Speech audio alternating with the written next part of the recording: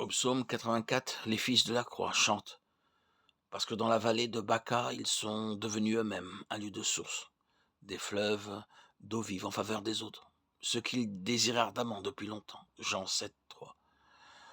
Leur secret leur en fut révélé par la bonté de Dieu. Tous les hommes semblaient fouler aux pieds les grappes oppressoires. Et voici qu'une source d'amour divin, pur comme du cristal, a jailli dans leur cœur, pour ceux qui foulent les grappes. Alors les fils de Corée ont connu qu'ils étaient en un lieu de source, le cœur même de Dieu révélé en Christ sur la croix. Dès lors, ils connaissent la joie de l'agneau, lequel allant à Jérusalem pour y être crucifié dit aux disciples, « Je vous donne ma joie ». Cette joie du pressoir, cette joie à la vue du calvaire, ne peuvent être connues que par ceux qui demeurent dans le cœur de Dieu et qui voient les choses sous l'angle où Dieu les vit. Ils vont de force en force, parce que leur vie est en Dieu, avec Christ en Dieu. Lisons-nous dans le Nouveau Testament. Ce sont des vainqueurs désormais au-dessus de tout, parce qu'ils ont tout perdu pour Dieu. Toujours plus détachés des biens d'ici-bas, ils règnent déjà au ciel avec Jésus. Cette conformité au Seigneur, à l'agneau de Dieu, est le fruit de la plénitude du Saint-Esprit, bien plutôt que les signes et les miracles qui frappent les yeux. Vous recevrez une puissance et vous serez mes témoins, mes martyrs. Acte 1, 8. Telle est la promesse du Seigneur ressuscité à ses disciples. De même que par l'Esprit éternel, il s'offrit à Dieu, de même pour le suivre sur le chemin du sacrifice, pour être rendu conforme à son image, celle de l'agneau. Les disciples ont besoin du Saint-Esprit, la puissance promise.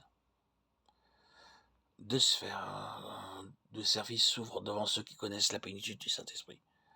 Celui des œuvres puissantes, ou bien celui de n'être qu'un instrument, un canal, par quoi passe la vie de Dieu, pour vivifier les âmes. La première peut être comparée à l'activité du Seigneur après son baptême au Jourdain. La seconde, à l'action de Christ donnant sa vie en Golgotha.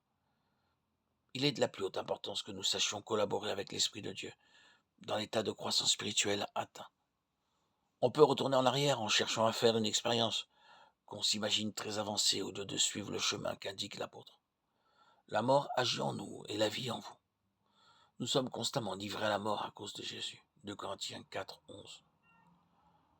Le but que Dieu poursuit, ce n'est pas tellement de faire du racheter un puissant instrument. Il veut que Christ soit formé en lui. Cela se fait au pressoir et dans la communion aux souffrances du Seigneur. Il fut crucifié dans la faiblesse. Au calvaire, point de prodige, point de miracle pour frapper d'étonnement la multitude. Mais dans sa faiblesse, dans son silence, par ses souffrances et sa vie donnée, il fit infiniment plus pour le monde que lorsqu'il guérissait les malades et chassait les démons en Galilée. Que Dieu daigne révéler à ceux qui veulent aller de l'avant ce caractère du Seigneur, doux et humble de cœur, de l'agneau qui, par sa mort, a vaincu la puissance des ténèbres.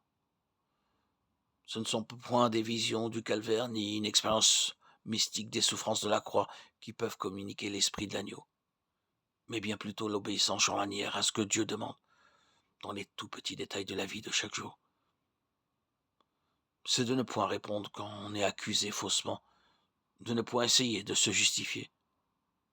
C'est de rester caché en Christ, de garder le silence sur le chemin du sacrifice, chemin qu'ignore le monde.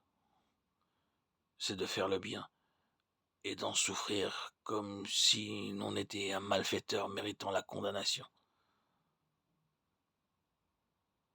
Matthieu 5, 11, 12.